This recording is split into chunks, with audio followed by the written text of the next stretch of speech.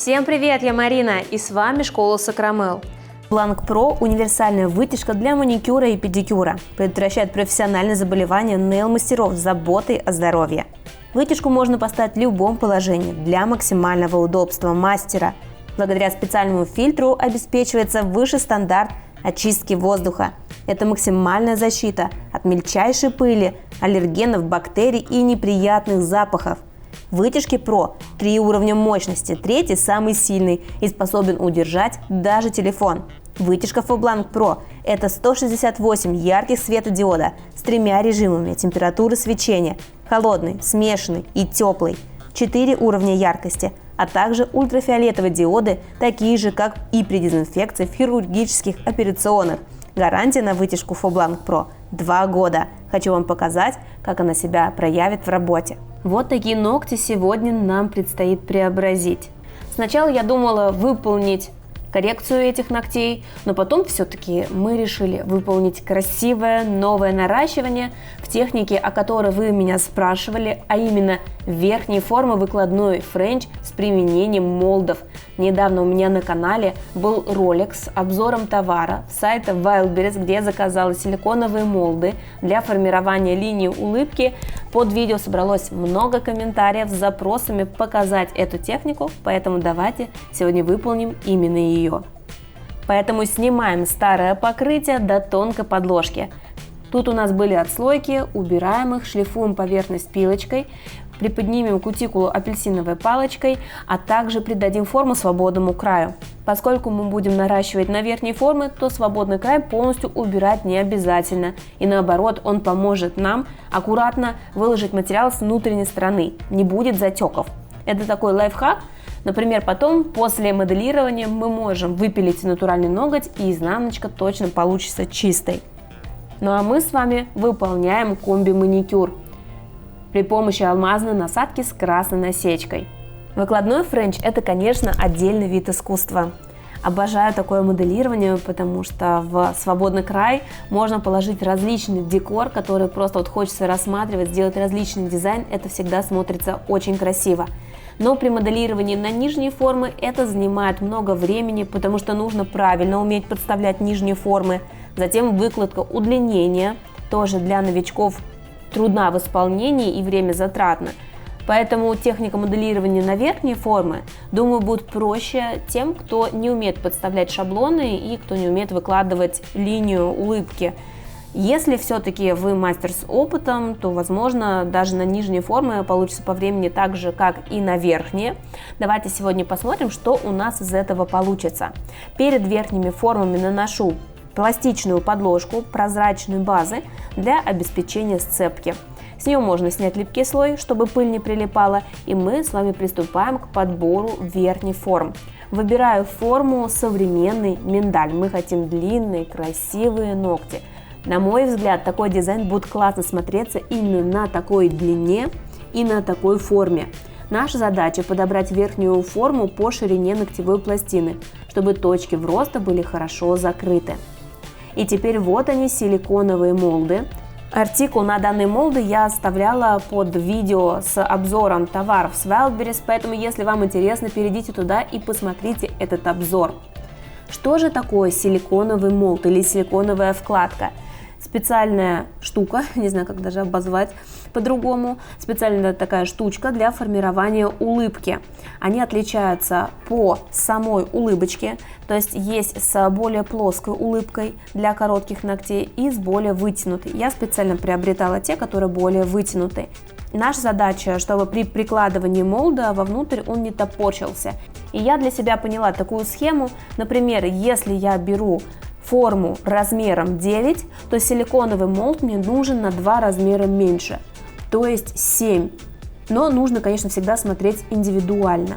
Для чего это необходимо? Для того, чтобы усики были на нужных нам местах, для того, чтобы молд не топорщился. И мы приступаем сразу к дизайну. Беру черную гель-краску и прокрашиваю торец этого молда для большей четкости. Но сразу забегая вперед, скажу, что в принципе можно было этого не делать. и после молда можно было бы прокрасить улыбку черным, я думаю, это даже бы сэкономило время, потому что вот так молды эти, конечно, неудобно прокрашивать, они гибкие и топорщатся. Теперь прокрашиваем топом или базой этот молд и прикладываем. Нравятся мои ролики? Хотите знать больше о маникюре? Приглашаю присоединиться и получить доступ к базе знаний школы Сакрамел. Более 20 видеокурсов по цене одного с получением сертификата. Они доступны по всему миру. Подробнее читай в описании. Тут также возможна следующая техника, когда мы не молд прокрашиваем, а верхнюю форму, например, базой, и затем на нее уже накладываем молд. То есть, видите, техник исполнения такого френча множество. Вы должны попробовать, как вам будет наиболее комфортно работать. Эти молды слегка приподнимались, поэтому я их придерживала пинцетом и в таком положении просушивала. На самом деле весь этап дизайна от подбора форм до прикладывания ногтей занял приличное количество времени, мне кажется, где-то около часа. Вот это все растушевать, положить, дизайн сделать. И тут так интересно получается, вам клиент нужен только на моменте маникюра, подбора этих верхних форм, и потом уже, когда вы прикладываете эти формочки готовые на ноготь. То есть все оставшееся время человек сидит у вас в кабинете, и ему, по сути, нечем заняться, пока вы выполняете такие заготовки. Думаю, что можно их также делать заранее, если знать размер и ширину ногтей вашего клиента. Для этого можно вести специальные записи и писать, например, Марина, безымянный палец, размер номер 6 и так далее. Все, теперь я знаю, когда Марина ко мне приходит, у меня вот такой набор верхних форм, я не трачу время на их выбор, а также можно заранее подготовить дизайн. Конечно, если его обсудить с клиентом, если он будет не против такого дизайна. Ну а мы с вами около линии положили более темный гель-лак. На свободный край я нанесла топ с небольшими блесками для того, чтобы на него поставить частички дизайна, а именно золотая паталь. И она у меня не простая, а с оттенком голубого. Смотрится очень красиво, как будто такие бензиновые разводы.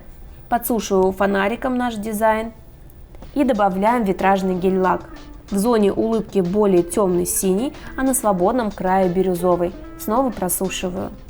Поскольку на свободном крае только гель-лак, мы не можем так оставить, свободный край будет непрочным, я перекрываю его прозрачным гелем.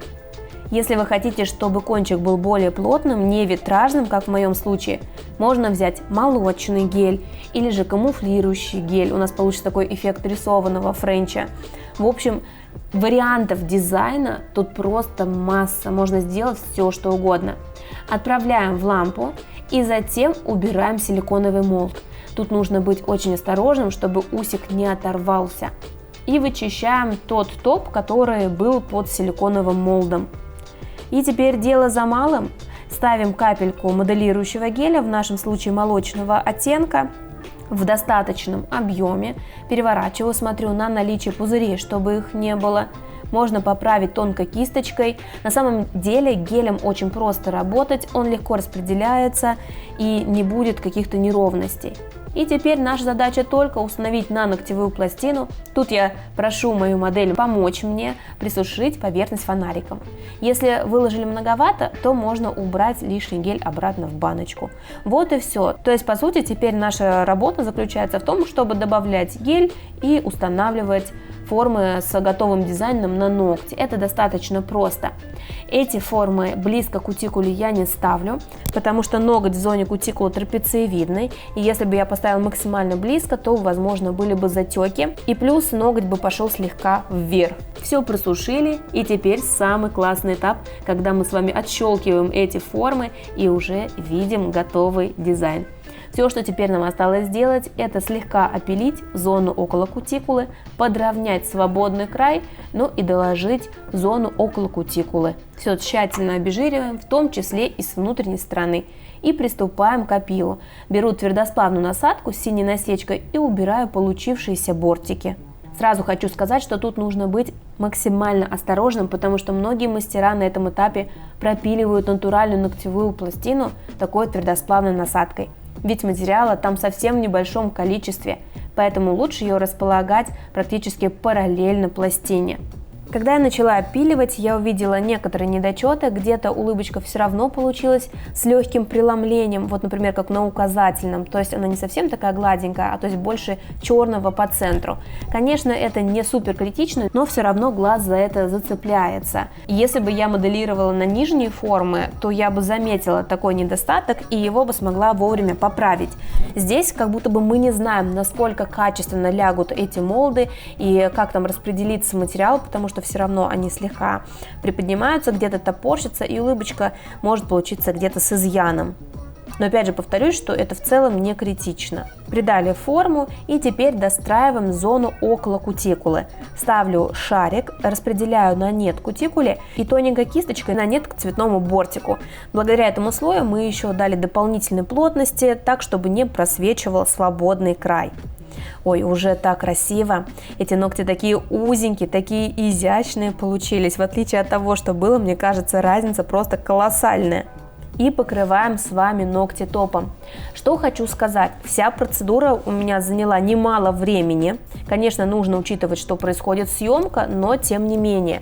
Мне показалось, что моделирование на нижних формах я бы выполнила за такое же время. Возможно, поскольку эта процедура для меня новая, работа с молдами, так долго вышла. И здесь нужна практика. Еще один мелкий нюанс, который мне не совсем понравился, несмотря на то, что я взяла молды более вытянутые, улыбка все равно получилась П-образной. Когда у нас большая длина, форма более острая, то и улыбочка должна быть более острой. Сейчас она смотрится слегка так объемненько. Мне бы хотелось сделать удлинение более вытянутым и миндалевидным. И вот такой результат. Это просто вау. Их нужно видеть воочию. Тонкие, прозрачные и невероятно красивые. Пишите в комментариях свое мнение. Но я желаю всем успехов в работе. Счастливо. Пока-пока.